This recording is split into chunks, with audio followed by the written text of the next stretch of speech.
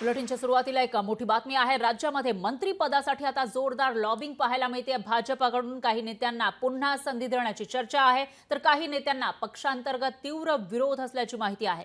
राहुल नार्वेकर यांना विधानसभा अध्यक्षपद पुन्हा मिळणार की एखादं चांगलं खातं त्यांना दिलं जाणार याविषयी उत्सुकता आहे। तर आता राज्यामध्ये महायुतीचं सरकार येणार आहे, चांगलं बहुमत महायुतीला मिळालेलं आहे आणि सध्या वेध लागलेले आहे ते मंत्रिमंडळ स्थापनेचे। मुख्यमंत्री नेमकं कोण होणार याविषयी चर्चा सुरू असताना दुसरीकडे मंत्री कोण होणार त्याकडेही लक्ष आहे आणि यामध्येच आता जे निवडून आलेले आमदार आहेत त्यांच्यामध्ये जोरदार लॉबिंग पाहायला मिळते। मंत्री होण्यासाठी राज्यामध्ये मंत्रिपदासाठी जोरदार लॉबिंग या नेत्यांचं दिसून येत आहे। तर भाजपकडून काही नेत्यांना पुन्हा संधी दिली जाणार असल्याची चर्चा आहे आणि त्यामध्येच राहुल नार्वेकर जे विधानसभा अध्यक्ष राहिलेले आहेत त्यांना पुन्हा एकदा विधानसभेचे अध्यक्ष करणार की एखादी महत्त्वाची जबाबदारी त्यांच्यावर दिली जाणार याविषयी उत्सुकता आहे। आणि त्याचबरोबर या मंत्रिमंडळामध्ये असलेले गिरीश महाजन असतील किंवा इतरही जे नेते आहेत त्यांना पुन्हा एकदा मंत्री केलं जाणार का ते बघावं लागेल। मात्र त्याचबरोबर पक्षांतर्गत तीव्र विरोध सुद्धा या नेत्यांना काही नेत्यांना असल्याची माहिती समोर येते।